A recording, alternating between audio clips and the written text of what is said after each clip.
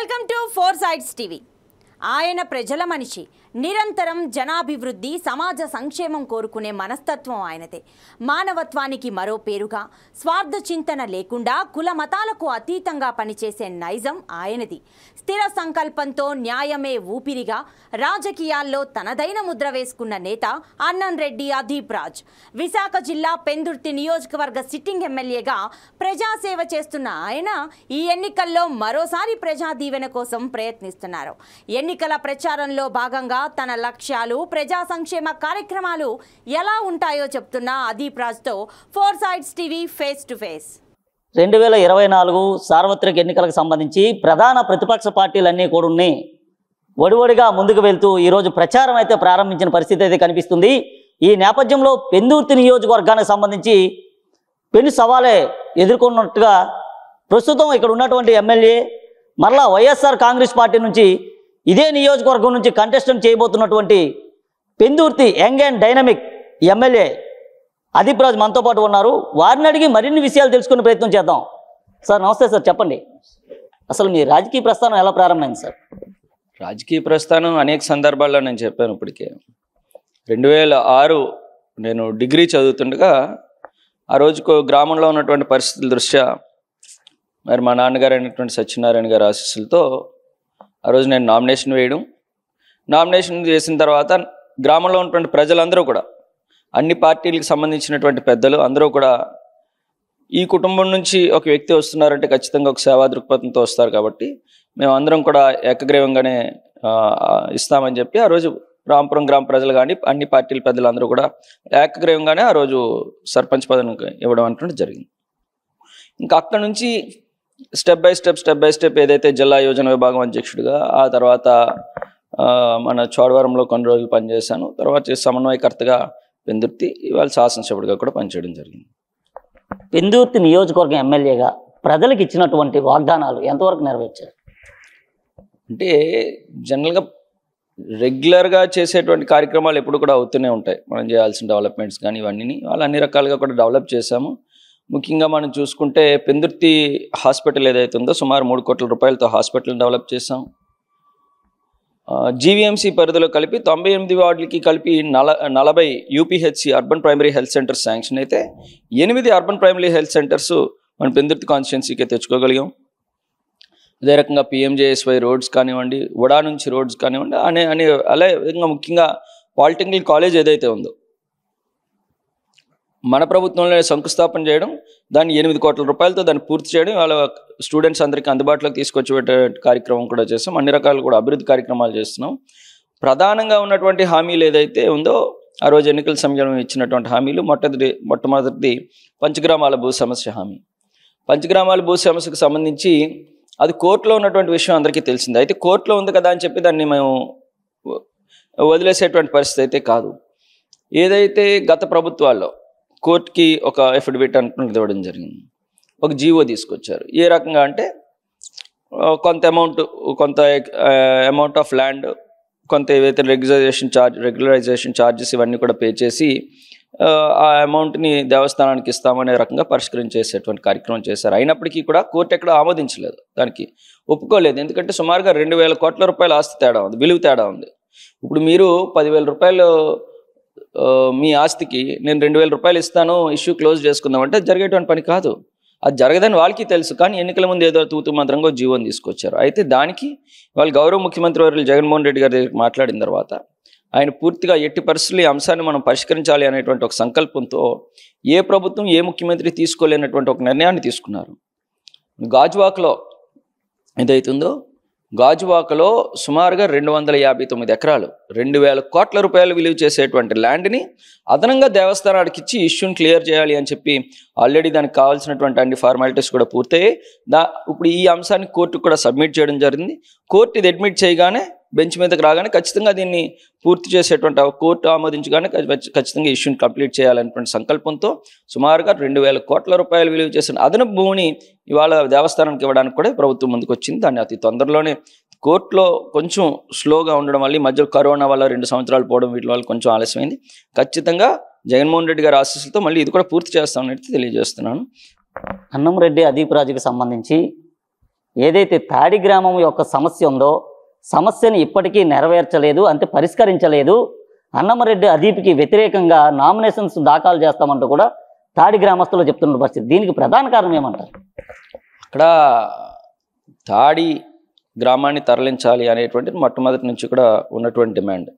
దానికి సంబంధించి గౌరవ ముఖ్యమంత్రి వర్యులు జగన్మోహన్ రెడ్డి గారు కూడా సభవరంలో జరిగినటువంటి ఇళ్ల పట్టాల కార్యక్రమానికి వచ్చినప్పుడు కూడా పబ్లిక్ బహిరంగ సభలోనే ఆయన అనౌన్స్ చేయడం కూడా జరిగింది.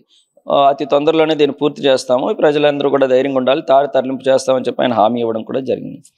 అయితే ఇక్కడ ఒక చిన్న మిస్టేక్ ఎక్కడ జరిగిందంటే తాడి తరలింపుకి సుమారుగా 54 ఎకరాలని సపరేట్గా ఒక ల్యాండ్ని ఐడెంటిఫై చేసి ఆ గ్రామాన్ని అక్కడ తరలించడానికి ల్యాండ్ని ఐడెంటిఫై చేయడం జరిగింది.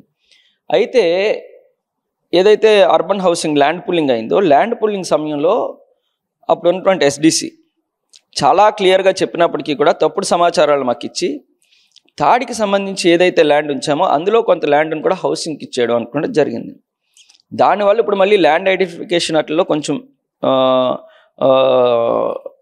సమయం అయితే పడుతుంది. అయితే దీనికి సంబంధించి తాడి ప్రజలందరినీ కూడా కూర్చోబెట్టడం, కొంతమందికి ఇక్కడ కొంతమందికి బాట జంగాల పొలంలో ఇవ్వడానికి కూడా అన్ని రకాలుగా కూడా వాళ్ళతో కూడా చర్చలు జరుగుతున్నాయి. ఎప్పుడు తాడి విషయంలో మాత్రం చిత్తశుద్ధితో ఉన్నాం. అనివార్య కారణాల కాస్త ఆలస్యమైనప్పటికీ కూడా ఖచ్చితంగా దాన్ని మళ్ళీ పూర్తి చేసేటువంటి బాధ్యత మాది. ఎందుకంటే తాడిలో ఏ సమస్య ఉన్నా నిర్భయంగా ధైర్యంగా అసెంబ్లీలో నేను మాట్లాడాను. ప్రభుత్వం తీసుకున్నటువంటి కొన్ని నిర్ణయాలను వ్యతిరేకిస్తూ నేను అధికార పార్టీలో ఉన్నప్పటికీ కూడా ప్రభుత్వం కొన్ని నిర్ణయాలు తీసుకున్నప్పుడు ఆ జీవోస్ని వ్యతిరేకిస్తూ కూడా ఆ పనులు అక్కడ చేయకుండా ల్యాండ్ ఫిల్ కానివ్వండి, వాళ్ళ ప్రభుత్వం ల్యాండ్ ఫిల్కి ఒక 50 ఎకరాలు ఇస్తే అక్కడ రామ్కి వాళ్ళ పనులు మొదలు పెడుతుంటే అసెంబ్లీలో మాట్లాడి కూడా ఆ పనులు ఆపించాను. సో ఎక్కడ కూడా తాడి ప్రజలకు ఎప్పుడు కూడా మేము అండగా ఉంటాము. ఎట్టి పరిస్థితుల్లో కూడా తాడి తరలింపు అనేటువంటి మా ప్రధానమైన అజెండా. ఈసారి అయితే ఇంకొకసారి మళ్ళీ ప్రజలతో అడిగించుకునేటువంటి పరిస్థితి లేకుండా ఖచ్చితంగా పూర్తి చేస్తాం. రామ్కి యాజమాన్యానికి అదీప్ రాజుకి మధ్య సత్సంబంధాలు ఉన్నాయి. ఈ కారణంతోనే రామ్కి నుంచి వస్తున్నటువంటి వ్యర్థాలు కానీ లేదా పొల్యూషన్ వల్ల కానీ మేము చనిపోతున్నాం అన్నప్పటికీ స్థానిక ఎమ్మెల్యే పట్టించుకోవట్లేదంటూ కూడా ఆరోపణలు చేస్తాను. దీన్ని ఏ విధంగా చూసుకొచ్చాను? దీనికోసం పట్టించుకోకపోవడం ఏం లేదు, నేను అదే చెప్తున్నాను. ఇదే రామ్కి యాజమాన్యానికి ఏదైతే ల్యాండ్ ఫిల్కి మరొక 50 ఎకరాలు అదనంగా ఇచ్చి ఈ వ్యర్థాలన్నింటినీ కూడా అక్కడ ల్యాండ్లో డంప్ చేసేటువంటి పరిస్థితి ఉంటే దానికోసం ప్రభుత్వం తీసుకున్నటువంటి నిర్ణయాన్ని కూడా వ్యతిరేకించి క్యాబినెట్లో తీసుకున్న నిర్ణయాన్ని కూడా వ్యతిరేకించి అసెంబ్లీలో మాట్లాడాను నేను. ఎట్టి పరిస్థితుల్లో ల్యాండ్ ఫిల్ అన్నటువంటి అక్కడ ఉండడానికి లేదు, ఆ పనులు ప్రారంభించడానికి లేదు. ఇప్పుడు ఆ పనులు కూడా ఆగాయి. వాళ్ళని నా సత్సంబాలు ఉంటే ఈ పాటికి హ్యాపీగా సత్సంబంధాలుగా ఉంటే ఈ పాటికి అక్కడ ల్యాండ్ ఫిల్ పనులు జరుగుతూ ఉండాలి. ల్యాండ్ ఫిల్ తాలూకా పనులు కూడా ఆపాను. దాని మీద సుబ్బారెడ్డి గారిని గౌరవ ముఖ్యమంత్రి గారు మళ్ళీ కూడా రిప్రజెంటేషన్స్ ఇచ్చి దాన్ని ఆపేటువంటి పరిస్థితి కూడా చేశాం.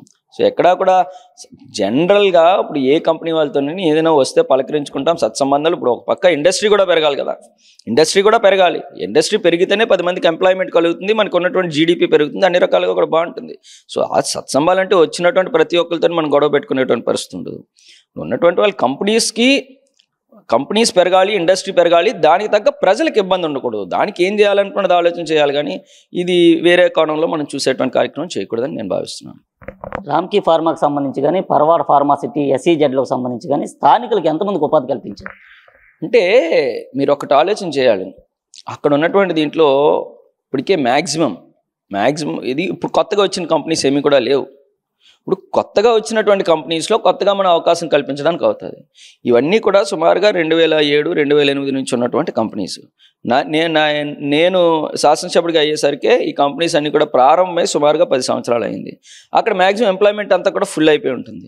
మనకు అవకాశం ఉన్నప్పుడు ఎక్కడైనా 1 ఏదైనా కంపెనీస్లో ఖాళీ అయితే మనం అనుకున్న వాళ్ళకి అకామిడేట్ చేస్తుంటాం. కానీ కొత్తగా వచ్చిన కంపెనీస్లో మనం చేయలేకపోతే అప్పుడు మనం అది ఆలోచన చేయాలి. సో మ్యాక్సిమం అంతా కూడా అక్కడ ఎంప్లాయ్మెంట్ అంటే 10 సంవత్సరాల నుంచి నడుస్తున్నటువంటి కంపెనీలో ఒకసారి 100 ఖాళీలు 200 ఖాళీలు ఉండవు. ఎక్కడైనా ఒకరు ఆరో మారేస్తుంటే మళ్ళీ స్థానికంగా ఉన్నటువంటి వాళ్ళకి మనం సిఫార్సు చేసి మనం కొంతవరకు వాళ్ళకి ఉన్నటువంటి క్వాలిఫికేషన్ బట్టి మనం కల్పిస్తుంటాం. నియోజకవర్గ ఎమ్మెల్యేకి సంబంధించినంత వరకు కూడా ఆయన కనుసన్నల్లోనే రామ్కి ఫార్మా నడుస్తుంది అంటూ ప్రతిపక్షాలు సవాలు విసురుతున్నటువంటి పరిస్థితి. దమ్ముంటే బహిరంగ చర్చకు రావాలంటూ కూడా సిద్ధంగా ఉన్నామంటున్నారు. దీన్ని ఏ విధంగా చూసుకొచ్చాను? దేనికన్నా బహిరంగ చర్చ? అసలు రామ్కి అనేటువంటి సంస్థకు కానీ మాకు కానీ ఏం సంబంధం ఉంటుంది? అలాంటి పరిస్థితి కానీ మీరు ఒక్కసారి నేను ఓపెన్ ఛాలెంజ్ చేస్తున్నా. 2019 ఎన్నికల ముందు కానీ 2024 వచ్చింది రోజు, ఇప్పుడు ఎన్నికల ముందు కానీ ఏ కంపెనీ మెట్టైనా నేను ఎక్కి 1 రూపాయి కనీసం ఓ పండగ కానీ పబ్బానికి కానీ తీసుకున్నాను నిరూపిస్తే ఓపెన్గా అనేకమైనటువంటి టీడీపీకి సంబంధించిన నాయకులకు సంబంధించిన కంపెనీస్ కూడా ఉన్నాయి. ఓపెన్గా నేను ఛాలెంజ్ చేస్తున్నాను. ఏ రోజు కూడా అది లేదు కాబట్టి ఈరోజు నేను ఏదైనా ఉన్న సామరస్యంగా వాళ్ళతో మాట్లాడి వాళ్ళతో ఏదో ఒక పని మనకు కావాల్సిన వాళ్ళకి ఏదో పని చేసి ఇది కామన్. అంటే కనుసన్నల్లో నడిచేటువంటి పరిస్థితులు ఉండవు. కానీ నేను మామూలుగా చెప్తున్నా, ఒక కంపెనీలో ఒక కొత్త వర్క్ వచ్చింది. కొత్త వర్క్ వచ్చినప్పుడు అది ఎవరో ఒకరికి వర్క్ ఇవ్వాలి. అది నేను ఫోన్ చేసి నా పద్ధతిలో నేను ఎప్పుడు డిమాండ్ చేసేది కూడా ఉండదు. నా వాయిస్ నేను అడుగుతానన్నా, మీరు ఎవరికి ఇచ్చే వర్క్ అవకాశం ఉంటే స్థానికంగా మా పార్టీ వాళ్ళు ఉన్నారు, మా పార్టీ వాళ్ళకి ఉపాధి కల్పించని అని అడుగుతాను. తప్పే ఉంది. వాళ్ళకి నచ్చితే ఇస్తారు, ఆ క్వాలిఫికేషన్ సరిపోయింది, వాళ్ళ పని చేయగలరు అనుకుంటే పని ఇస్తారు. అంతే. ఆబ్వియస్గా ఏ పార్టీలో ఉంటే ఆ పార్టీలో ఉన్నటువంటి వ్యక్తులు వాళ్ళకి సంబంధించినటువంటి వాళ్ళకి వెళ్ళి ఎవరికో పోయేటువంటి అవకాశాన్ని మా పార్టీ కార్యకర్తలు కల్పించడం తప్పుందని నేనైతే భావించట్లేదు. అది కనుసనలో నడవా లేదంటే మనం కూర్చోడం అంత పరిస్థితులు ఏమి లేరు. అక్కడ అందరూ కూడా సుమారుగా 1000 కోట్ల ఆస్తిపరులే. వాళ్ళందరూ కూడా మనం చెప్తే భయపడిపోయేటువంటి ఇది కూడా కాదు. ఏదైనా ఉంటే మనం ఇంకా ఇళ్ళని రిక్వెస్ట్ చేసుకుని పని చేయించుకునే పరిస్థితే కానీ మనం చెప్తే వాళ్ళు భయపడిపోయి మన దగ్గర పరిగెట్టొచ్చి కనుసనలో పనిచేసే కార్యక్రమం ఉండదన్న. జనరల్గా ఇదే చెప్తున్నా. ఏదైనా ఒక వర్క్ ఖాళీగా ఉన్నప్పుడు మన పార్టీకి సంబంధించిన ఎవరైనా ఉంటే వాళ్ళకి ఫోన్ చేస్తాము, సార్ పలానా వర్క్ మీ దగ్గర మ్యాన్ పవర్ ఖాళీ ఉందట, ఒక 20 మంది 30 మంది ఎవరికో ఇచ్చే బదులు అవకాశం ఉన్నంత వరకు మా వారికి కల్పించండి. మీకు మొత్తం ఇవ్వలేకపోతే ఒక 10 అటిస్తే ఒక 10 మా వాళ్ళకి ఇవ్వండి. వాళ్ళకి ఏదో ఉపాధిగా నిలబడితే అడుగుతాం. అడిగిన దాంతో వాళ్ళు ఆనందంగా చేస్తారు. అంతేగాని ఇందులో బలవంతంగా జనరల్గా ఏ ప్రభుత్వం అధికారంలో ఉంటే ఆ పార్టీలో ఉన్నటువంటి కార్యకర్తలకు న్యాయం చేసుకోవాలి కదా. వాళ్ళకి ఏదో న్యాయం చేయకపోతే వాళ్ళకి ఏదో ఉపాధి అవినీతిగా ఇవ్వద్దు. నీతిగా ఎవరికో పోయే వర్గాలకి ఇచ్చుకుంటే రేపు మరి కార్యకర్త అన్నటువంటి రేపు జెండా కట్టాలి, మీటింగ్లు పెట్టాలి, భోజనాలు పెట్టించుకోవాలి. వాళ్ళకి ఖర్చులు లేకపోతే ఎట్లా? అలాగే అవినీతిగా ఎక్కడికి వెళ్ళి భూ కబ్జాలు చేసో బెదిరించో చేసేటువంటి కార్యక్రమం లేదు కదా. ఎవరికో వెళ్ళిపోయేది అవకాశం ఉంటే ఇవ్వండి అని చెప్తాం అంతే. పెందుర్తి నియోజకవర్గానికి సంబంధించి అన్నమరెడ్డి అదీప్ రాజు చెరువుల్ని కబ్జా చేశారు, భూముల్ని కొల్లగొట్టారంటూ కూడా చాలా పెద్ద ఎత్తున ఆరోపణలు వినిపించాయి. వాస్తవమంటారా? ఆరోపణలని మీరే అన్నారు కదా. ఇప్పుడు నేను వస్తాను, మీరు ఇలా ఉన్నారు కదా, మీకు ఎవరైతే ఆరోపణ చేస్తారో ఒకసారి రమ్మని చెప్పండి. ఈరోజా రేపా ఎల్లుండా మీరు ఎనీ టైం నేను టైం ఇస్తాను, వెళ్దాం. ఇదిగో పలానా దిక్క అని చూపించమనండి. ఆరోపణలు చేయడానికి ఏముందండి, చాలా ఈజీ. ఇప్పుడు వీళ్ళు మాట్లాడేటువంటి కార్యక్రమాలు ఏ రకంగా ఉంటాయంటే 83లో కొనుక్కున్నటువంటి భూములు, 83 నేను పుట్టినప్పటికి ఏదైతే ఆ రోజు కావాలని చెప్పి ఇక్కడ ఏదో చెరువు కబ్జా చేస్తున్నాం రాంపురంలో అని చెప్పి వచ్చి అనేకమైన ఆరోపణలు చేశారో అది ఎప్పుడు కొనుక్కున్నాం అంటున్నది ఒకసారి గ్రామంలో ప్రజలందరికీ కూడా తెలుసు. 83 అది నేను పుట్టి 3 నెలలు అయింది. 83 మేలోని ఎప్పుడో కొన్నారు, నేను 83 ఫిబ్రవరిలో పుట్టా. సో మరి అప్పటికే నాకు కబ్జాలు చేసేటువంటి నాకు ఇది ఉంటే 83 నుంచి ఉంటే మరి 83 నుంచి ఇక్కడ ఇంతమంది శాసనసభ్యులు మారారు కదా. బండారు సత్యనారాయణమూర్తి గారు కూడా మరి 20 సంవత్సరాలు ఎమ్మెల్యేగా చేశారు, మంత్రిగా చేశారు కదా. పంచకర్ల గారు ఎమ్మెల్యే చేశారు కదా, గడ్డిబాబ్జీ గారు ఎమ్మెల్యేగా చేశారు కదా. మరి ఇప్పుడు వరకు ఏం చేస్తున్నారన్నా? ఈరోజు గుర్తొచ్చిందా? అదేమన్నా కొత్తగా ఇప్పుడు మాది అని మేము చెప్తున్నావా? చెప్పండి. ఈరోజు కొత్తగా మాది అని చెప్తున్నావా? ఇదే భూమి 83లో ఉన్న అది మాది అన్నటువంటి రాంపురం గ్రామంలోని ప్రతి ఒక్కరికి తెలుసు. ఈరోజు మళ్ళీ కొత్తగా వచ్చి దాని మీద చేయడం ఏంటి? సరే, దాని మీద కూడా పిల్లు వేశారు కోర్టులో. కోర్టు క్లియర్గా దాన్ని అంతా కూడా కొడుతూ ఆ కేసును కొట్టేస్తూ చాలా క్లియర్గా దీనికి సంబంధించి సబ్సీక్వెంట్గా ఎన్ని కేసులు ఉన్నాయో అన్నీ కూడా ఇక్కడ మీద క్లోజు, ఇది ప్యూర్లీ జరాయితీ, దీని మీద ఎవరు కూడా వెళ్ళొద్దు అని చెప్పి చాలా స్ట్రిక్ట్గా ఆదేశాలు ఇచ్చారు. అందుకనే క్లారిటీ ఉంది.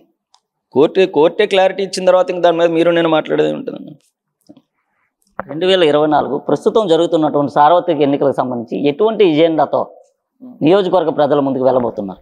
ఇవాళ మేము చేసినటువంటి సంక్షేమం, మేము చేసినటువంటి అభివృద్ధి, ఇవాళ జగన్మోహన్ రెడ్డి గారు ఇవాళ ప్రతి ఒక్క వైఎస్ఆర్ కాంగ్రెస్ పార్టీ నాయకుడికి కానీ కార్యకర్తకు కానీ ఎన్నికల ముందు ప్రజల దగ్గరికి వెళ్ళేసరికి కాలర్ ఎగరేసుకొని వెళ్ళేటువంటి అవకాశాన్ని ఇవాళ జగన్మోహన్ రెడ్డి గారు కల్పించారు. ఎందుకంటే 2014 నుంచి వాళ్ళు ఇచ్చినటువంటి మేనిఫెస్టో ఏదంతో ఇదే అడుగుతున్నాం. 2014లో చంద్రబాబు నాయుడు గారు ఇచ్చినటువంటి మేనిఫెస్టోని పట్టుకొని ప్రజల దగ్గరికి వెళ్ళి ఇదిగో మేము ఈ మేనిఫెస్టో ఇచ్చాము, ఆ రోజు మేము ఇచ్చిన హామీలన్నీ కూడా ఈ రకంగా నెరవేర్చుకున్నాము అని అడిగేటువంటి దమ్ము వాళ్ళకుందా?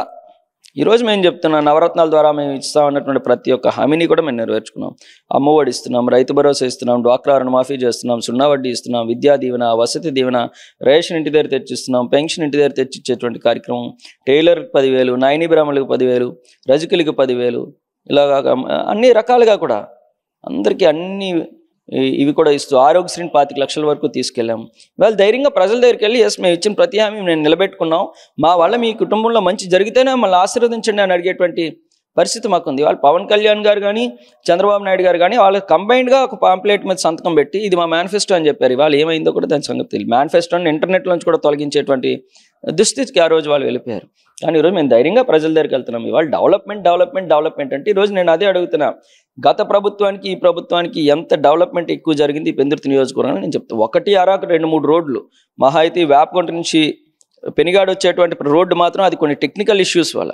ఇది కూడా చాలా క్లియర్గా ధర్మతేజ చౌదరి అనేటువంటి ఒక వ్యక్తి ఉత్తరాంధ్ర జిల్లాల్లో మొత్తం 150 కోట్లతో ఒకటే ప్రాజెక్ట్ కింద తీసుకొని ఒకటే ప్యాకేజ్ కింద వర్క్స్ అన్నీ కూడా తీసుకొని అన్నీ కూడా అరాకొర మొదలుపెట్టి మధ్యలో వదిలేసి నేను చేయను అని చెప్పి కూర్చున్నటువంటి పరిస్థితి. దీంట్లో సెంట్రల్ గవర్నమెంట్కి సంబంధించి ఒక 20% షేర్ ఉంటుంది. అందులో కూడా కొంత భాగం వాడడం వల్ల ఈ వర్క్ ఇంకొకరికి ఇవ్వడానికి అవ్వదు, ఇంకొకరు చేయడానికి అవ్వదు, ఇంకో నిధులు దాని మీద పెట్టడానికి అవ్వదు. ఈతన చేయడు. ఈ రకంగా చాలా ఇబ్బందులు పెట్టాడు. ఎట్టి పరిస్థితుల్లో కూడా ఇలాంటి వాళ్ళని మళ్ళీ అధికారంలోకి వచ్చిన తర్వాత చేస్తాడులే అని చెప్పి ఈరోజు కూడా రిక్వెస్ట్ చేయడం, భయపెట్టడం అన్నీ కూడా జరిగింది. నువ్వు చేస్తావా లేదా అని కూడా. ఈరోజు చేసినటువంటి పనులు మాత్రం ఖచ్చితంగా నెక్స్ట్ గవర్నమెంట్ వచ్చిన తర్వాత ఇటువంటి వాళ్ళ మీద వీళ్ళందరినీ బ్లాక్ లిస్ట్లో పెట్టి కూడా వీళ్ళ మీద చర్యలు తీసుకోవడం జరుగుతుంది. అది ఏదైతే ఇప్పుడు మనం చూసుకుంటే ఒక పులగానిపాలెం రోడ్డు మనం తీసుకుంటే, పులగానిపాలెం వెళ్ళేటువంటి రోడ్డు తీసుకుంటే ఒక స్కూటర్ వెళ్తే ఇంకో స్కూటర్ తప్పుకోలేనటువంటి పరిస్థితులు ఉండే. ఇవాళ దాని బ్రహ్మాండమైనటువంటి హైవేలకు సుమారుగా 3 కోట్ల రూపాయలతో దాన్ని డెవలప్ చేశాం. సుజాత నగర్ అప్రోచ్ రోడ్ కానివ్వండి, సుజాత నగర్లో ఇంటర్నల్ రోడ్స్ కానివ్వండి, అదేవిధంగా మన చిన్నముషులవాడ రోడ్డు కానివ్వండి, ఇవాళ మన అక్కిరెడ్డిపాలెం నుంచి సబ్బవరం వెళ్ళేటువంటి రోడ్డు 13 కోట్ల రూపాయలతో అది కానివ్వండి. ఎప్పుడు లేనటువంటి విధంగా కొన్ని దశాబ్దాలకు ప్రజల కల పాత రోడ్డు నుంచి గుల్లిపల్లి వెళ్ళేటువంటి రోడ్ని సుమారుగా 9,80 లక్షల రూపాయలతో ఒక సింగిల్ రోడ్ని ఇవాళ 40 ఫీట్ రోడ్గా 60 ఫీట్ రోడ్గా డెవలప్ చేసేటువంటి కార్యక్రమం కానివ్వండి. ఒక పక్క ఏ గ్రామంలో వెళ్ళినా urban primary health centres, Rythu Bharosa కేంద్రాలు, సచివాలయం buildings, digital libraries, urban primary health centres, అదే రకంగా ఇవాళ పెందుర్తి హాస్పిటల్ని 3 కోట్ల రూపాయలతో అభివృద్ధి చేసినటువంటి కార్యక్రమం కానివ్వండి, పాలిటెక్నిక్ కాలేజ్ తీసుకొచ్చి దాన్ని పూర్తి చేసినటువంటి కార్యక్రమం కానివ్వండి, ఇలాగ అన్ని రకాలుగా కూడా అభివృద్ధి అన్నటువంటిది గతంలో కన్నా ఈరోజు మేము చేసామని చెప్పి మేము ధైర్యంగా వెళ్ళి చూపించుకునేటువంటి పరిస్థితుల్లో మేము ఉన్నాం. ఇవాళ మళ్ళీ దీనికి సంబంధించి అంటారు సార్, ఈ మధ్యకాలంలో ప్రత్యర్థి పంచకర్ల రమేష్ బాబు కొన్ని రకాల వ్యాఖ్యలు అయితే చేయడం జరిగింది. సబ్బవరం లా కాలేజీకి సంబంధించి కానీ హిందూజా గ్రూప్కి సంబంధించి కానీ తాము హయాంలో ఉన్నప్పుడే వచ్చాయని చెప్తున్నారు. ఇది వాస్తవం అంటారా? దీనికి సంబంధించి మీరు అవకాశం ఇస్తే ఒకసారి నేను డాక్యుమెంట్ మీకు చూపిస్తాను. ఇది మన సబ్బవరం లా యూనివర్సిటీకి సంబంధించింది. ఒక్కసారి మీరు జూమ్ చేయండి, మీకు కాపీ కూడా ఇస్తాను. ఓకేనా? చదువుతా చూడండి. To meet the requirements of students of the state of Andhra Pradesh, the government of Andhra Pradesh decided to establish a new law university as per the discussion of the Council of Ministers headed by the then Honorable Chief Minister Dr. Y.S. Rajshekar Reddy Garu, meeting held on 30/6/2008. 36/2008లో cabinet ఆమోదం జరిగింది. క్యాబినెట్లో దీన్ని discuss చేసుకున్నారు.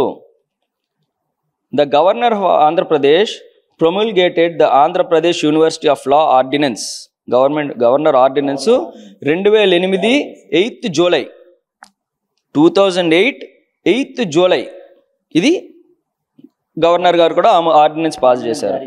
And ఇది చూడండి, the foundation stone was laid by the then Honorable Chief Minister Dr. Y.S. Rajshekar Reddy Garu at Sabbavaram Mandalam, Visakhapatnam on 21/2/2009.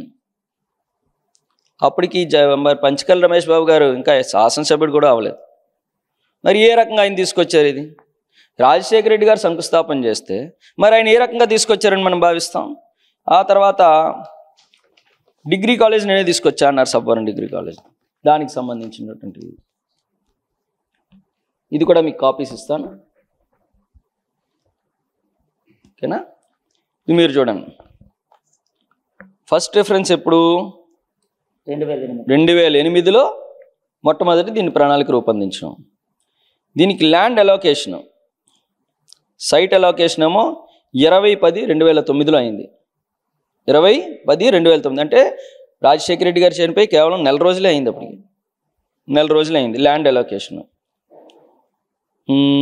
23/3/2010 దీని తాలూకా land levelling కానీ ల్యాండ్ని పూర్తిగా హ్యాండ్ ఓవర్ చేయడం అటువంటిది జరిగింది. ఎప్పుడు 23/3/2010. అప్పుడు కూడా ఈయన ఇంకా పీఆర్పీలోనే ఉన్నాడు.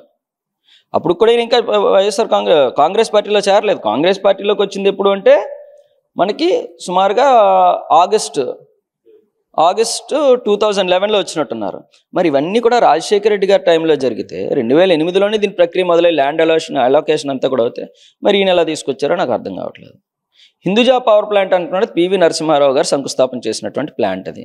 సరే, అక్కడ ఉన్నటువంటి వక్ఫ్ బోర్డ్ ల్యాండ్స్ మైనారిటీస్కి వీళ్ళకి ఉన్నటువంటి ఇష్యూస్ వల్ల అది కోర్టులో పెండింగ్ ఉంది. కోర్టు క్లియరెన్స్ ఇచ్చిన తర్వాత ఆటోమేటిక్గా ఈ టైంలో పనులు ప్రారంభమయ్యాయి. ఇది పివి నరసింహారావు గారు దాన్ని శంకుస్థాపన చేశారు, ల్యాండ్ అలాట్ చేశారని అందరికీ తెలుసు. మరి ఈయన తీసుకొచ్చారంటే నాకు అదే అర్థం కావట్లేదు. జనరల్గా ఇందులో ఆయన తప్పేం లేదండి. చంద్రబాబు నాయుడు గారికి ఉన్నటువంటి ఒక అలవాటు ఏంటి అంటే పివి సింధుకు బ్యాడ్మింటన్ నేనే నేర్పించా, సెల్ ఫోన్ నేనే కనిపెట్టా, టీవీ నేనే కనిపెట్టా, కంప్యూటర్ నన్ను చూసే ఎలా నొక్కాలా బటన్స్ నొక్కాలని నేర్చుకున్నారు. అబ్దుల్ కలాం నేనే ప్రెసిడెంట్ ఆఫ్ ఇండియా చేశాను, ఇది నేనే అని చెప్తుంటారు. మరి ఆ పార్టీలో పొత్తు పెట్టుకున్న తర్వాత తప్పదు కదా. అలా ఎక్కడో దగ్గర పక్క నుంచి వస్తుంటాయి అలాగా, ఇది నేనే తెచ్చా అంటే క్లియర్గా ఎవిడెన్స్ ఉంది కదా. రాజశేఖర రెడ్డి గారు శంకుస్థాపన చేశారు, ఆయన టైంలో క్యాబినెట్ ఆమోదాలు అయ్యాయి. మరి నేనే తెచ్చానంటే ఇవాళ ఈ 6 లేన్ హైవే కూడా శంకుస్థాపన రాజశేఖర రెడ్డి గారు చేశారు. ఆ తర్వాత పనులు ప్రారంభమైందైతే ఈయన తర్వాత మన దురదృష్టం ఏంటంటే రాజశేఖర రెడ్డి గారు శంకుస్థాపన చేసిన తర్వాత ఆయన మరణించిన తర్వాత వచ్చినటువంటి ప్రభుత్వం, కిరణ్ కుమార్ రెడ్డి ప్రభుత్వం అన్నింటినీ కూడా కొంత విస్మరించినటువంటి సందర్భాల్లో కొన్ని పనులు లేట్ అయ్యాయి. కానీ వాళ్ళు 6 లేన్ హైవే కూడా రాజశేఖర రెడ్డి గారి టైంలో అయింది.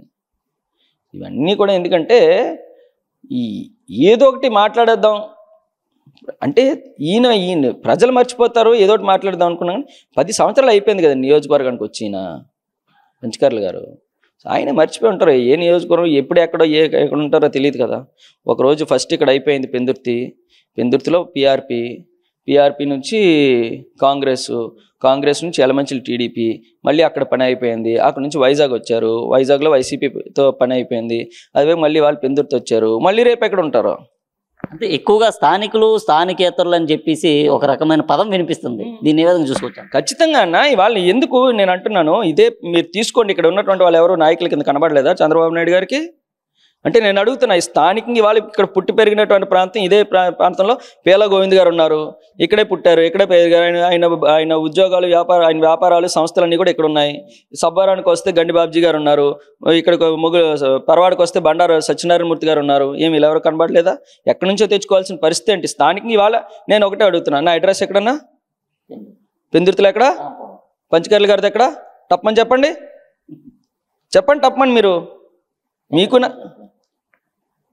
బస్ నా దగ్గర రోజుకి ఉదయం పూట 200-300 మంది వస్తారు. ఏదున్నా నా దగ్గరకు వస్తారు, కూర్చుంటారు. నేను ఓపికగా ఉంటాను. ఓపిక లేకపోతే ఒకసారి సహజం, ఒక చిరాకు పడినా ఇప్పుడు వచ్చారంటే తర్వాత రండి అంటుంటాం. మళ్ళీ మరుసటి రోజు వస్తే పని చేసి పెడతాం. ఇక్కడ రాంపురం జంక్షన్లో ఆటో దిగితే 2 నిమిషాలు నడక ఆదిప్ రాజు గారి ఇల్లు. ఆయన దగ్గరికి వెళ్ళాలంటే ఎక్కడికి వెళ్తాం? వాళ్ళు ప్రజలు కూడా అన్నీ గమనిస్తున్నారన్న. అప్పుడులో ఉన్నటువంటి పరిస్థితులు వేరు. అప్పుడులో 2009 పరిస్థితులు మళ్ళీ ఇక్కడ జరిగేటువంటిది లేదు. ఆ రోజు ఏంటంటే ఈయన చూసినా చూడకపోయినా చిరంజీవి గారిని చూసి చిరంజీవిని ముఖ్యమంత్రి చేయాలి. వెలమ ఓట్ బ్యాంక్ 2గా చీలిపోయింది. తోట విజయలక్ష్మి గారు టికెట్ ఇచ్చి వెనక్కి తీసేసుకున్నారు. లేదంటే ఇక్కడేమో ఒక కమ్యూనిటీ వైజ్ ఎప్పుడు ఈ కమ్యూనిటీకి ఇక్కడ ప్రియారిటీ లేదు, చేయాలి అనేటువంటి ఆలోచన. ఇలాంటివన్నీ పనిచేస్తే 2500తో ఎంతో గెలిచారు. ఈరోజు ఆ పరిస్థితులు లేవే. ప్రజలు ఎప్పుడుదో ఇంకా మనం చూసుకున్నాలని జరిగేటువంటి పరిస్థితి ప్రజలు కూడా గమనిస్తారన్న ప్రతిదీ. ఇవాళ మేము ధైర్యంగా మా ప్రభుత్వం వల్ల మేము ఒకటే నినాదంతో వెళ్తున్నాం. మా ప్రభుత్వం వల్ల మీకు మంచి జరుగుంది అని మీరు భావిస్తే, మీ కుటుంబానికి మంచి జరిగితేనే మమ్మల్ని ఆశీర్వదించండి అని చెప్తున్నాం. అదే నినాదంతో వెళ్తున్నాం. ఇప్పుడు ఆయన ఏం చెప్తారు? 2010 ఇప్పుడు మేనిఫెస్టో ఎవరిది? ఇప్పుడు ఆ పార్టీ మేనిఫెస్టో ఎవరిది? చంద్రబాబు నాయుడు గారిదా, పవన్ కళ్యాణ్ గారిదా? చంద్రబాబు నాయుడు గారి మేనిఫెస్టోని ఇలా ఇక్కడ చెప్పాలి. ఇదే కదా పరిస్థితి. పోనీ టక్క మా మేనిఫెస్టోని నేను చెప్తా, ఆయన చెప్పమానండి. అసలు చంద్రబాబు నాయుడు గారి మేనిఫెస్టో ఏంటి? ప్రభుత్వంలో ఏ పథకాలు వెళ్తున్నారు చెప్పమానండి. ఏమీ తెలియదు. ఎందుకంటే ఏదో ఒక రకమైనటువంటి అంటే ఎప్పుడూ లేనటువంటిది ఒక కమ్యూనిటీ బేస్డ్ పాలిటిక్స్ అన్నటువంటి పెందుర్తి నియోజకవర్గంలో జరగడం చాలా దురదృష్టకరం. ఈరోజు మేము ఉన్నామంటే ఎవరితోనైనా అన్నయ్య, బాబాయ్, డాడీ సరదాగా ఉంటాం అందరితో. ఇప్పుడు మాకే ఉన్నారు, ఇప్పుడు ఇతర కమ్యూనిటీల నుంచి ఉన్నారు, ఇతర కమ్యూనిటీ కాపు కమ్యూనిటీ అవ్వచ్చు, యాదవ్ అవ్వచ్చు, ఎవరు అవ్వచ్చు. ఇప్పుడు యాదవాస్ నుంచి జెడ్పీటీసీ గారు ఉన్నారంటే మన ఉప్పుల కనకరాజు గారు అంకుల్ అనే పిలుస్తాను, ఏ రోజు పేరు పెట్టుకోలేము. లేదంటే ఇప్పుడు మన గొర్రంపాలెం సర్పంచ్ గారు ఉగ్గున గోవింద్ గారు ఉన్నారు, నేను డాడీ అని పిలుస్తాను, ఆయన పేరు పెట్టుకోలేను, డాడీ అని పిలుస్తాను. ఈ రకంగా ఎప్పుడు కమ్యూనిటీ అన్నట్టు చూడలేదు. మళ్ళీ ఇప్పుడు ఒక 10 సంవత్సరాలు ఇది ఈ బాధ తప్పిందిరా బాబు అనేసరికి ఈరోజు మళ్ళీ ఒక కైండ్ ఆఫ్ ఇది చేస్తున్నారు.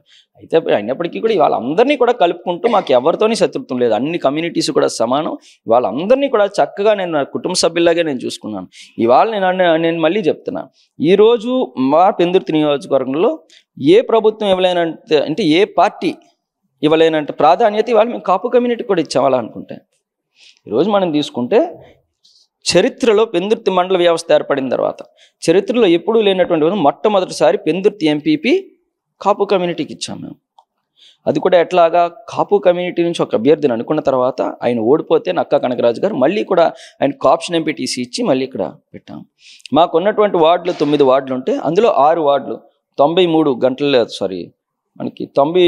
గంటల లీలావతి కానివ్వండి, 95 ముమ్మందేవుడి గారు కానివ్వండి, 98 వరంబాబు గారు కానివ్వండి, గండ్రెడ్డి మహాలక్ష్మి నాయుడు గారు, అప్పికొండ మహాలక్ష్మి నాయుడు గారు, ఇళ్ళ ప్రసాద్, అలాగే 3 పార్టీలు మండల పార్టీ అధ్యక్షులు కాపు కమ్యూనిటీకి ఇచ్చాము. ఇలాగ అన్ని రకాలుగా కూడా ప్రియారిటీ ఇచ్చాము. Pendurthi market committee chairman, Pendurthi market committee vice chairman, అన్ని రకాలుగా కూడా ఇచ్చాము. అలాగే యాదవాస్కి జెడ్పీటీసీ ఇచ్చాము, అది కూడా ఇప్పటివరకు యాదవాస్కి జెడ్పీటీసీ ఇచ్చాము. పరవాడ మండలంలో వైస్ ఎంపీపీ ఇచ్చాము. అదే రకంగా ఏదైతే గవర్నర్కి జిల్లా అధ్యక్షులు ఇచ్చాము, ఇప్పుడు బొడ్డెట్ ప్రసాద్ గారు కానివ్వండి, గతంలో చిన్నప్పల నాయుడు గారు కానివ్వండి. అదే రకంగా దళితులకి ఇప్పటి వరకు ఏ ప్రభుత్వం ఏ పార్టీ చేయలేని ఒక జిల్లా యువజన విభాగం అధ్యక్షుడు ఇవాళ మా దళిత సోదరుడు సురేష్ రాజ్ కుమార్ గారికి ఇచ్చాము. సో మేము ఎక్కడ కులం చూడలేదు. యాదవాసంకి ప్రియారిటీ ఇచ్చాము, గవర్నర్కి ఇచ్చాము, వెలమాస్కి ఇచ్చాము. వెలమాస్కి చాలా తక్కువ ఇచ్చాము యాక్చువల్లీ చూసుకొని. తర్వాత దళితులకి ఇచ్చాము. అన్ని రకాలుగా కూడా అందరికీ కూడా ప్రియారిటీ ఇచ్చుకొని వెళ్ళాము. కానీ ఈరోజు ఆ పరిస్థితులు మళ్ళీ ఈ ప్రజలు కూడా గమనిస్తుంటారు. ఎస్, వాట్ ఈస్ హ్యాపెనింగ్, గతానికి ఇప్పటికి తేడాన్ని చూస్తారు ఖచ్చితంగా. పొత్తు పార్టీల నేపథ్యంలో పెందుర్తి నియోజకవర్గంలో తప్పకుండా జనసేన జెండా ఎగురుతుందంటూ ప్రత్యర్థి చెప్తున్న పరిస్థితి వాస్తవంగా ఇక్కడ జనసేన జెండా ఎగురుతుందంటారా? అది చెప్పడానికి మనం కరెక్ట్ కాదు. వాళ్ళు జనం, మా పొత్తు జనంతో, నాయకులతోని పార్టీలతో కాదు. మాకు ఎవరితోని సంబంధం లేదు. మా పొత్తు నేరుగా ప్రజలతో ఉన్నాం. ప్రజలు అన్నటువంటిది ఇవాళ రేపు సమాధానం చెప్తారు. మీరు అడిగింది ప్రశ్నకి మరొక ఆగండి, ఎన్నికల రోజుల తర్వాత మీకే తెలుస్తుంది. అత్యధిక మెజార్టీతో మళ్ళీ వైఎస్ఆర్ కాంగ్రెస్ పార్టీ విజయకేతనం ఎగరవేయబోతుంది. ఇవాళ స్థానికంగా ఉన్నటువంటి 3 నాయకుల్ని కూడా పూర్తిగా స్థానిక నాయకత్వాన్ని ఇవాళ ఇంకోటి చూస్తే ఈ 3 నాయకులు అన్నటువంటిది పక్కన పెడితే ఇదే వెలమా కమ్యూనిటీ నుంచి మీరు ఎంపీ ఇవ్వాలి అనుకున్నప్పుడు ఎక్కడి నుంచో కడప నుంచి తెచ్చుకోవాల్సిన పరిస్థితి ఉంది. ఇక్కడ ఉన్నటువంటి మీరు ఏదైతే టికెట్ ఎమ్మెల్యేగా ఇవ్వలేకపోయారో వాళ్ళు పెట్టుకోవడానికి అవకాశం లేదా? సో ఇవన్నీ కూడా ప్రజలు గమనిస్తున్నారు. ఖచ్చితంగా ఈరోజు మేము ఇచ్చినటువంటి ప్రతి ఒక్క హామీని కూడా ప్రజలకు నెరవేర్చుకున్నాము.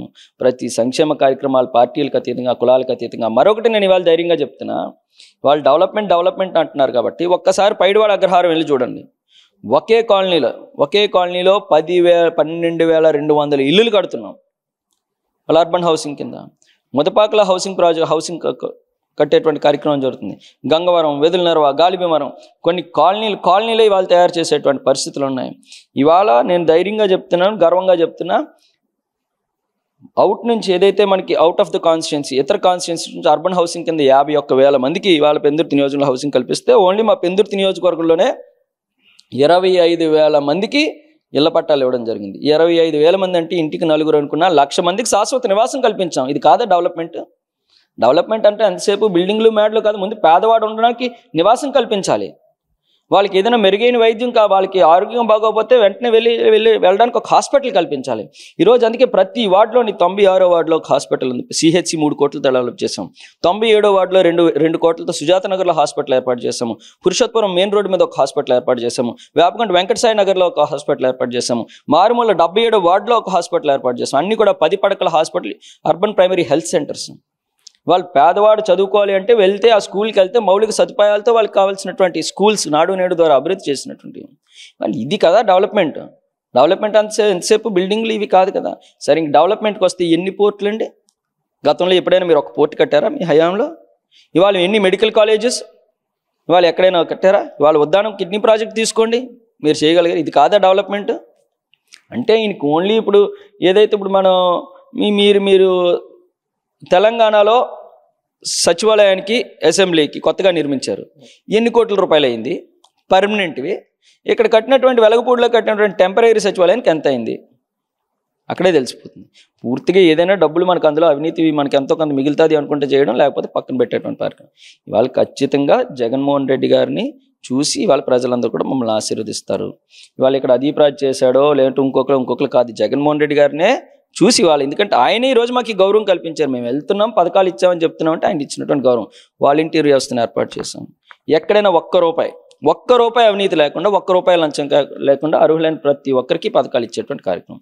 ఎవరు ఇంట్లోంచి బయటికి వెళ్ళవలసిన లేదు. వాలంటీర్ కూడా ఇంటికే వస్తాడు, దరఖాస్తు వాళ్ళే నింపుతారు, తీసుకెళ్లి సచివాలయంలో ఇస్తారు. అమ్మ నీకు పథకం వచ్చిందని చెప్పి ఇంటికి తెచ్చిస్తున్నారు, ఎందుకంటే ఏం కావాలి? ఇది కాదా డెవలప్మెంట్? ఇంత మంచి కార్యక్రమాలు చేసే అదీప్ రాజ్కి గడిచిన క్యాబినెట్లో మంత్రి హోదా ఇవ్వకపోవడానికి ప్రధాన అంశం. జగన్మోహన్ రెడ్డి గారి ప్రభుత్వంలో ఎమ్మెల్యేగా ఉంటే ప్రతి ఒక్కటి మంత్రితో సమానం అండి. ఆయన అసలు మేము మంత్రి కాదు, రోజు అసెంబ్లీలో ఆయన చూస్తామా? మళ్ళీ ఒకసారి ఆయన చూసి వాట్ అదీప్ అంటే చాలు నేను ముఖ్యమంత్రి అన్నది హ్యాపీగా ఉంటుంది. మంత్రి కూడా కాదు, ఆయన చూపే మాకు చాలు. ఆయన చూసి మా కాసు ఒక చిరునవ్వు నవ్వితే మా గుండె నిండా ఆనందంగా సంతోషంగా ₹1 లాటరీ గెలిచినంత హ్యాపీగా ఉంటాం. మాకు జగన్మోహన్ రెడ్డి గారు మా భుజం మీద చెయ్యేసి బాగున్నావా అని ఒక్క మాట అడిగితే చాలా, ఆ మాట కోసం మేము ఎదురు చూస్తాం, కానీ మంత్రుల కోసం మిగతా వాటి కోసం ఎప్పుడు కూడా ఎదురు చూడం. జగన్మోహన్ రెడ్డి గారి ప్రభుత్వంలో ప్రతి ఎమ్మెల్యే కూడా ఒక మంత్రితోనే సమానం. అంత హ్యాపీగా మేము అందరం కూడా ఆనందంగా ఉన్నాం. కొత్త పార్టీలను ఎదుర్కొనే దమ్ము ధైర్యం అదీప్ రాజ్కు ఉందంటారా? ఉందనే కదా ఇవాళ జగన్మోహన్ రెడ్డి గారు మళ్ళీ అవకాశం కల్పించారు. ఆయన పెట్టుకున్నటువంటి నమ్మకాన్ని ఒమ్ము చేయకుండా ఏ రకంగా చేయాలంటున్నది ఎన్నికలు మేము చూసి వచ్చాం. మాకేం కొత్త కాదు. నేను కొంచెం లేటుగా వచ్చినప్పటికీ కూడా 2009 ఎన్నికలు చేశాను, 2014 చేశాను, 19 చేశాను, 24కి వస్తున్నా. చేద్దాం. డి అంటే డి, యుద్ధం అంటే యుద్ధమే. మీ ప్రత్యర్థిలో మీకు నచ్చినటువంటి 2 మంచి అంశాలు, 2 చెడు అంశాలు ఏముంటాయి? నచ్చినవంటే చాలా నచ్చుతాయి. అంటే ఆ టైంకి అవసరం తీరిపోయిన తర్వాత ఎక్కడికి వెళ్ళాలి, ఇలాంటి కింద ఉన్నటువంటి వాళ్ళకి ఏ రకంగా నేర్పిస్తున్నారు చూడండి. అంటే అసలు నాకు అర్థం కాలే రాజకీయాలంటే వాళ్ళు నేనున్నానంటే ఇందాలు చెప్పాను. నేను అదీప్ ఎక్కడ చదువుకున్నాడంటే ఈ ప్రాంతంలో వాళ్ళందరికీ తెలుసు. అదీప్ స్కూల్ ఎక్కడ, కాలేజ్ ఎక్కడ ఏంటంటే ఈ రకంగా అవసరం తీరిపోయాక ఎటు నుంచి ఎటు ఎక్కడా కూడా నమ్ముకున్నటువంటి కార్యకర్తకి ఇవాళ నేను గెలిచినా ఓడినా నా కార్యకర్తకి నేను భరోసాగా ఉంటాను. ఇవాళ నీ వెనకాతలు జెండా పట్టుకున్నటువంటి నాయకుడు ఎవరైతే ఉన్నారో, నీ వెనకాతలు జెండా పట్టుకున్నటువంటి నాయకుడు రేపు నువ్వు ఓడిపోయి ఎటో వెళ్ళిపోతే వాళ్ళ పరిస్థితి ఏంటి? మెరిస్తే ఇవాళ నా వెనకాతలో ఉన్నటువంటి నాయకులు కష్టమైన నష్టమైన నేను చివరిదాకా వాళ్ళతో నిలబడతాను. ఇవాళ ఈ రకంగా ఇలాంటి రాజకీయాలు చేసిన విషయాల్లో అసలు నచ్చినవే ఉంటాయన్నా. సీనియర్లని టీడీపీ పార్టీ, జనసేన పార్టీ పక్కన పెట్టడం వల్ల బండారు సత్యనారాయణకు సంబంధించినటువంటి ఓటు బ్యాంక్ ఏమైనా అదీప్ రాజ్ వైపు వచ్చే అవకాశాలు ఏమైనా ఉన్నాయంటారా? ఇవన్నీ రాజకీయాల్లో సహజం అన్న. ఇవన్నీ ఎక్కడ సంతృప్తి ఉంటే దాన్ని మనం పాజిటివ్గా ఎలా మార్చుకోవడం అనుకుంటే దాని మీద ఉంటుంది. ఇవాళ పంచకర్ల రమేష్ బాబు గారు కూడా వెళ్తారు. అందరినీ ఆయన రిక్వెస్ట్ చేసుకునే విధానంలో ఆయన రిక్వెస్ట్ చేసుకుంటారు, మేము చేసుకునే దాంట్లో మేము చేసుకుంటాం. ఇదంతా రాజకీయాల్లో సహజం. ఇతర పార్టీల మీద లేదంటే నాయకత్వం మీద అసంతృప్తి ఉన్నప్పుడు మనకు అనుకూలంగా ఓట్ బ్యాంక్ మార్చుకోవడం అంటే కామన్, ఇది పార్ట్ ఆఫ్ పాలిటిక్స్. చూద్దాం ఎంతవరకు వర్కౌట్ అవుతుంది. అయితే మేమైతే మిగతా పార్టీల మీద నుంచి ఓట్లు వస్తాయనే దాని మీద అయితే మేము డిపెండ్ అయ్యలేము. వస్తే అది బోనస్, అయినా సరే మేము గెలుస్తాం. సరే, అదీప్ రాజ్ గారు అధికారంలోకి వస్తే తాడి సమస్యని తక్షణమే పరిష్కరిస్తారా? ఖచ్చితంగా. అది ముఖ్యమంత్రి గారి ఆశీస్సులతో ఖచ్చితంగా మాత్రం ఈసారి నేను టైమింగ్స్ చెప్పను దయచేసి. ముఖ్యమంత్రి గారు గతంలో 10 నుంచి 15 రోజుల్లో పరిష్కరిస్తామన్నారు. ఇప్పుడు మీరు అధికారంలోకి వస్తే ఎన్ని రోజుల్లో పరిష్కరిస్తారు? నాకు ఖచ్చితంగా మళ్ళీ అధికారంలోకి వచ్చిన తర్వాత 6 నెలల్లో దాన్ని పూర్తి చేసేటువంటి బాధ్యత మేము తీసుకుంటాం. పక్కాగా. లాస్ట్ టైం కూడా ఇది మేము డేట్ చెప్పలేదు, కానీ లాస్ట్ టైం పరిష్కరిస్తామన్నాం. కొన్ని ఇష్యూస్ వచ్చాయి. ఈసారి అవసరం అనుకుంటే ల్యాండ్ పర్చేస్ చేసేటువంటి విధంగా జగన్మోహన్ రెడ్డి గారు ఉన్నారు. దానికి సంబంధించి వేరే ఆలోచన కూడా ఉంది. అక్కడ ఉన్నటువంటి ల్యాండ్స్ ఏవైతే ఉన్నాయో ఇప్పుడు తాడి ఖాళీ అయిన తర్వాత ఆ ల్యాండ్స్ అవి ఏమైనా ఏపీఐసీకి ఏమైనా ఇచ్చి దాన్ని కాంపన్సేట్ చేయగలమన్న ఆలోచన కూడా ఉంది. ఖచ్చితంగా నేను అతి తొందరలోనే చేస్తాను. రైట్. 2024 సార్వత్రిక ఎన్నికలకు సంబంధించి ప్రత్యర్థి అభ్యర్థి ఎవరైనా సరే తప్పకుండా ధీటైన సమాధానం చెప్తానంటున్న కూడా ప్రస్తుతం ఉన్నటువంటి ఎమ్మెల్యే స్థానిక నియోజకవర్గ వైఎస్ఆర్ కాంగ్రెస్ పార్టీ క్యాండిడేట్ అదీప్ రాజు అయితే చెప్తున్న పరిస్థితి 6 నెలల్లోనే గెలిచిన వెంటనే తాడి గ్రామ సమస్యను తక్షణమే పరిష్కరిస్తానంటున్నారు. నియోజకవర్గ అభివృద్ధి ఎంతవరకు అభివృద్ధి చెందిందనేది వస్తే పక్కా ఆధారాలతో చూపిస్తామంటూ కూడా చెప్తున్న పరిస్థితి. లా కాలేజీకి సంబంధించి 2008లోనే దానికి మొట్టమొదటి పునాది వేయడం జరిగిందని ప్రస్తుతం చెప్తున్న అభ్యర్థుల మాటలు ఎవరు కూడా నమ్మరు అంటూ కూడా అదీప్ రాజు చెప్తున్న పరిస్థితి. వీడియో జర్నలిస్ట్ భరత్తో చందు, 4 Side TV, విశాఖపట్నం.